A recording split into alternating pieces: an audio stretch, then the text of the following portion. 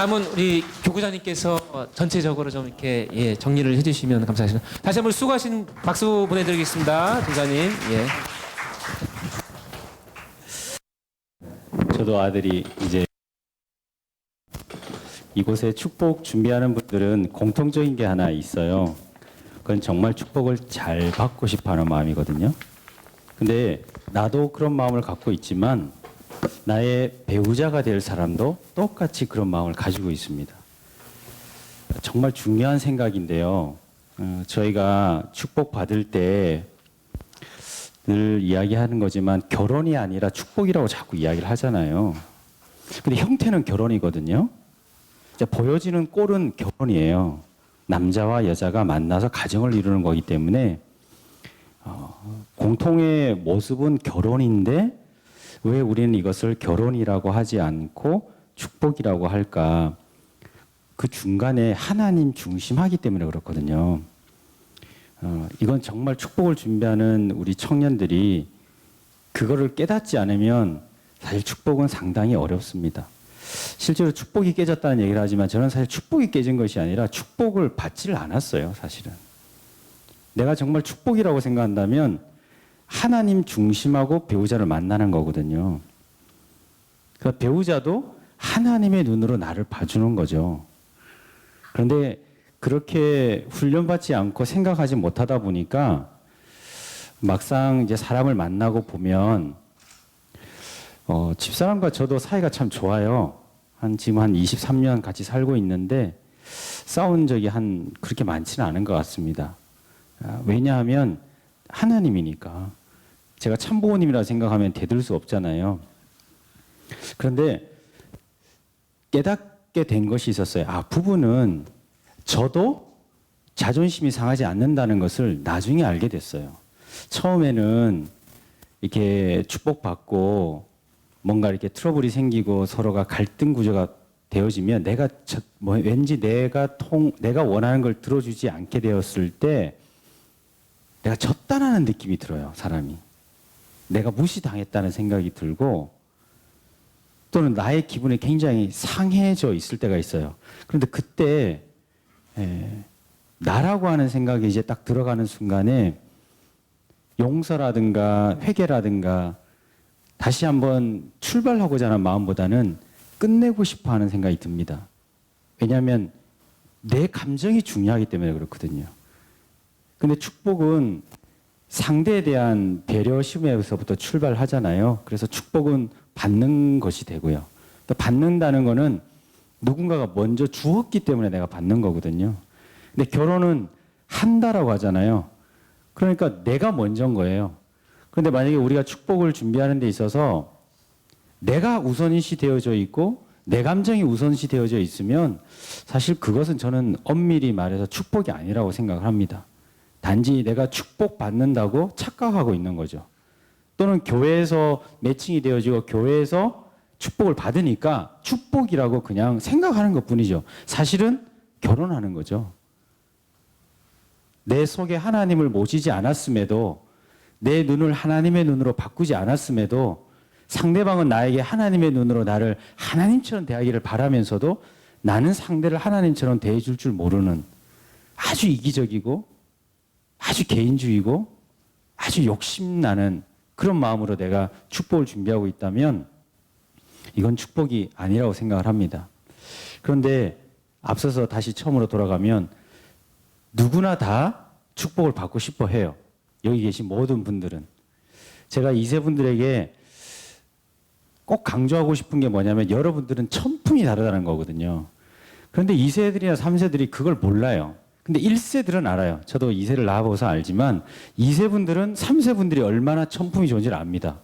우리 라오닐 목사님도 3세 자녀를 뒀는데 그 3세 자녀가 본인은 2세지만 도대체 3세가 뭐가 다를까? 3세는 몰라요. 2세도 내가 왜 2세인지 몰라요. 절대 몰라요. 내 얼굴을 내가 스스로 볼 수 없는 거와 똑같아요. 거울이 없으면 내 얼굴을 볼 수가 없어요. 절대 못 봐요, 내 얼굴은. 근데 2세도 내가 왜 2세인지 절대 모릅니다. 누굴 통해서 보느냐? 배우자를 만났을 때 그때 알게 되더라고요. 저는 그거를 나중에 알게 됐어요. 축복받고 이세를 키울 때 저는 부모님이 반대하는 결혼을 했거든요. 축복받은 거죠. 왜? 축복이 올바르다고 하는 확신이 들었기 때문에 부모님이 반대하는 교회에 들어왔고 축복을 받았고 아주 반대하는 목회를 시작했습니다. 왜냐하면 부모님의 말씀보다 이것이 더 옳다라고 하는 제 판단이 있었기 때문에 그래요. 어떻게 보면 저는 부모님께 불효를 했죠. 내부적으로는 마음적으로는 부모님께 효도하고 싶은 마음, 전체적으로는 효도한다는 생각했지만 그래도 반대하는 저 입장이었어요. 그런데 이제는 천품이 효심이기 때문에 여러분들 마음속에는 부모님께 불효하고 싶어하는 마음이 저보다는 없어요.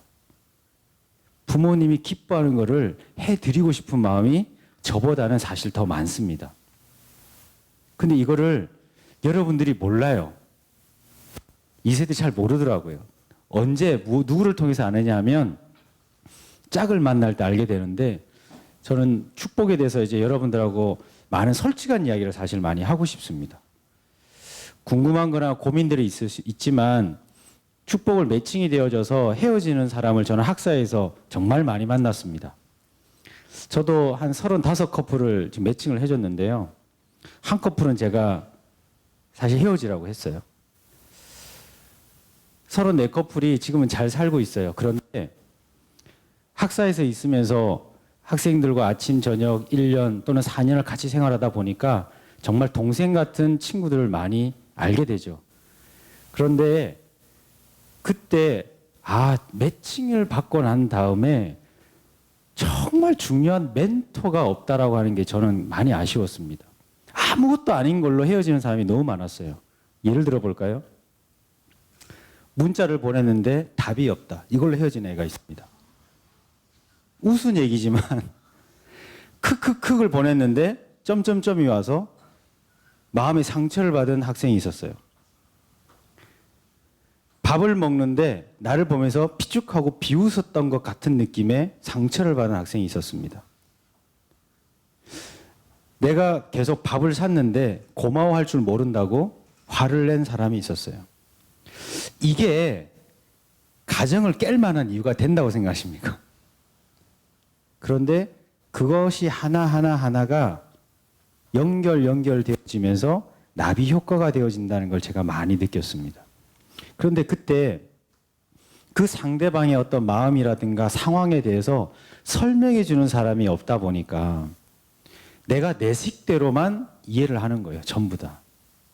내 감정에 충실해지는 거죠. 상대방이 왜 그런 말을 했는지, 어떤 의도로 그런 태도를 취했는지 전혀 이해할 수 없는 상황에서 내 감정에 집중하다 보니까 그 마음이 섭섭한 것이 자꾸 생기니까 전화하기도 싫고 전화 오면 괜히 좀 삐지게 이야기하고 좀 뭐랄까요?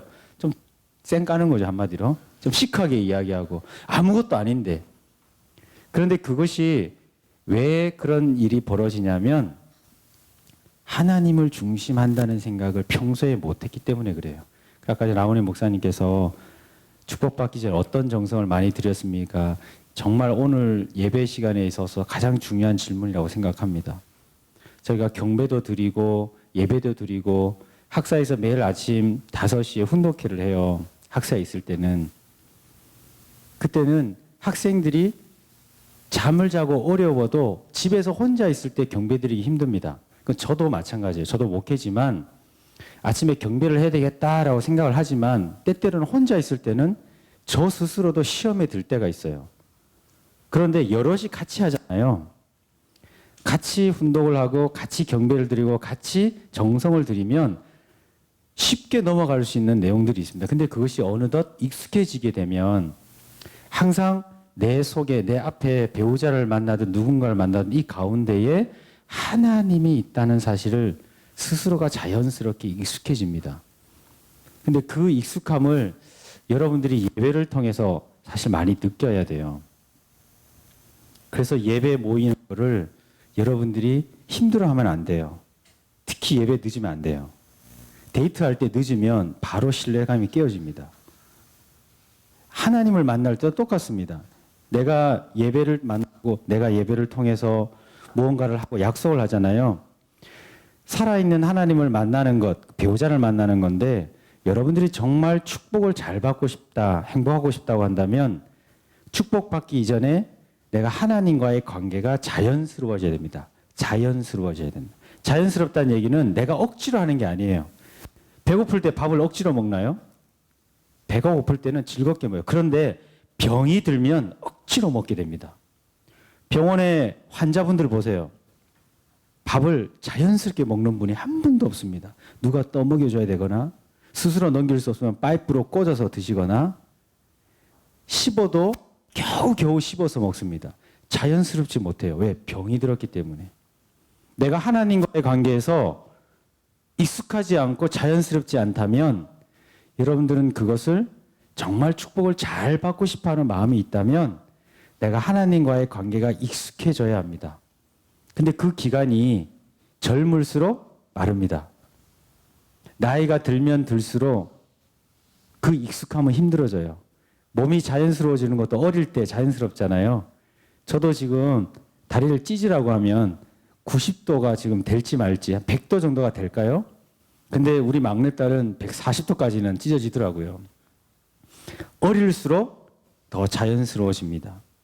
그런데 여러분들은 이제 대학 청년들입니다. 여러분들이 하늘과 자연스러워질 수 있는 시간이 얼마 남지 않았어요. 정말 얼마 남지 않았습니다. 그래서 저는 참 미안해요, 사실은. 성화학생 때나 주일학생 때나 그때 성화학생 때 가장 하나님 만나기가 가장 빠른 날이거든요. 그때 하나님이 제일 여러분을 찾아오시니까 이곳에 계신 여러분들 똑같이 느낄 겁니다. 중학생 때 나는 왜 이세로 태어났지? 이세가 뭐지? 내가 진짜 원죄가 없을까? 이세와 일세와 뭐가 그렇게 다른 거지? 하나님이 진짜 있어? 참부모님이 메시아일까? 한 번씩 다 생각해 봤어요. 그 생각을 누가 줬냐는 거죠. 하나님이 주셨거든요. 저는 그걸 정말 영적으로 느꼈어요. 학교에서 시험 문제가 나온 것도 아니고 부모님께서 이제부터 너 고민해야 된다고 이야기한 것도 아닌데 어느 순간 내 속에서 우러나온 질문이었어요. 근데 그 질문이 그냥 나 스스로만 생겼다고 생각했거든요. 근데 그 질문을 주신 분이 하나님이셨습니다. 근데 그 하나님이 가장 가까이 계실 나이가 바로 중학교, 고등학교 때였어요. 근데 이제 여러분들이 그 나이대와 점점 멀어지고 있잖아요. 그러면 여러분들이 이제 결단해야 될 때가 옵니다. 내가 나이가 40이 됐다, 30이 됐다. 그러면 하나님을 점점 느끼는 그 강도가 사실은 많이 없을 거예요. 그건 당연한 겁니다. 그거는 당연한 거예요. 하나님은 어린아이와 같은 사람을 가장 좋아한다 그랬어요. 그런데 우리가 본 것이 많고 들은 것이 많고 경험한 것이 많으면 많을수록 나의 경험한 것이 진짜라고 생각이 되거든요. 우리는 지상에 육신을 쓰고 있으니까. 다시 말씀드립니다. 내가 경험한 게 진짜라고 하는 확신이 들기 시작하는 거예요. 그런데 우리는 하나님을 경험하려고 생각하지는 않고 수고하고 노력하지 않아도 느낄 수 있는 것, 이 지상에 있는 것들. 그냥 눈 뜨면 당연히 보이고 그냥 듣고 자면 들리고 먹고 싶으면 먹고 내가 육신 쓰고 있는 것은 내가 아무런 수고하지 않아도 체험할 수 있는 거기 때문에 거기에서 하나님을 찾고자 하잖아요. 거기서는 하나님이 잘 느껴지지 않아요. 그래서 여러분들이 예배나 말씀이나 기도를 통해서 사실은 하나님의 음성을 들었으면 합니다. 그리고 축복을 준비함에 있어서 그리고 축복을 여러분이 정성을 정말 드리고자 한다면 조용히 묵상하는 가운데 하나님의 음성을 간구 한번 해보세요. 하나님 정말 제가 축복을 어떻게 받으면 기쁘세요? 라고 혼자 있을 때 조용히 기도해 보십시오. 그러면 응답이 올 때가 옵니다. 그 응답이 올 때를 꼭 찾으셔서 그 느낌을 계속 기억하려고 하시면 여러분들이 하늘과 자연스럽게 정이 듭니다. 그러면 그 정든 그 심정으로 배우자를 만나면 그 배우자가 그 마음을 느끼게 돼요. 이 사람이 진심으로 나를 사랑해 주는구나. 그러면 됩니다. 축복에 있어서 상대방이 나를 진심으로 사랑해 주는구나라고 하는 그 느낌이 없으면 세상 사람도 마찬가지입니다. 결혼한 사람도 마찬가지고요. 매일매일 이 사람이 나를 진실로 대해주고 예의를 갖추고 사랑해 주는구나라고 하는 그 마음이 없으면 축복받은 사람이나 결혼한 사람이나 마찬가지입니다. 더 이상 살고 싶지 않습니다. 진심이 없기 때문에. 근데 그 진심은 자연스러워져야지 나오는 거거든요. 억지로 하는 거는 1년을 할 수 있어요. 2년도 할 수 있어요. 그런데 평생은 못 합니다. 그래서 우리가 하늘과의 관계가 건강해져야 되고 그 건강해지는 것이 사실은 정성이고 우리의 신앙생활입니다. 오늘 청년 여러분들에게 그 긴 이야기보다는 오늘 여기 모인 모든 분들이 마음에 한 가지만 확신했으면 좋겠습니다. 내가 축복을 받고 행복해지고 싶어하는 마음처럼 내 배우자도 그런 마음으로 지금 준비하고 있다고. 나만큼이나 진실로 사랑하고 싶다고. 그래서 내가 변함없이 진실되게 사랑하고자 하는 마음을 말씀에서 또 우리 주위의 동료들로부터 키워나가는 여러분이 되어지기를 바라면서 오늘 말씀을 마치고자 합니다. 다 함께 기도드리겠습니다. 사랑의 하늘 부모님, 참 부모님의 보이지 않는 사랑을 도대체 어떻게 설명해야 하옵니까? 눈에 보이지 않는 그 하나님의 사랑이 있음을 믿고 싶은데도 느껴지지 않고 깨달을 수 없어서 저희들은 늘 언제나 공허하고 답답한 마음이었습니다. 그러한 저희들에게 하늘은 축복을 통해서 참 가정을 이루라 하시니 저희들은 그 용기가 나지 않음을 고백하게 되옵니다. 하오나 깨달아 알건대 우리가 모든 것을 알아서 축복을 받는 것이 아니라 상대 배우자를 만나면서부터 정성이 시작됨을 알게 되옵니다. 배우자를 만나면서부터 사랑이 시작됨을 알게 되옵니다. 배우자를 만나면서부터 하나님을 실체로 보고 있다는 사실을 깨닫게 되옵니다. 사랑의 하늘 부모님, 하늘을 다 알고 나서 축복을 받는 것이 아니었음을 오늘 이 시간 우리들 마음속에 깨달을 수 있도록 이끌어 주시옵소서. 내가 하늘을 위해 살겠다라고 하는, 참 부모님을 위해 살겠다라고 하는 그 마음 하나만 가지고도 하늘은 축복의 자리에 우리를 세워주셨음을 알고 있습니다. 저희들 나의 감정에 치우치지 않고 하늘 부모님의 사랑의 심정에 가까이 가고자 하는 마음으로 청년대학 예배에 참석한 아들, 딸들을 기억하여 주시옵소서.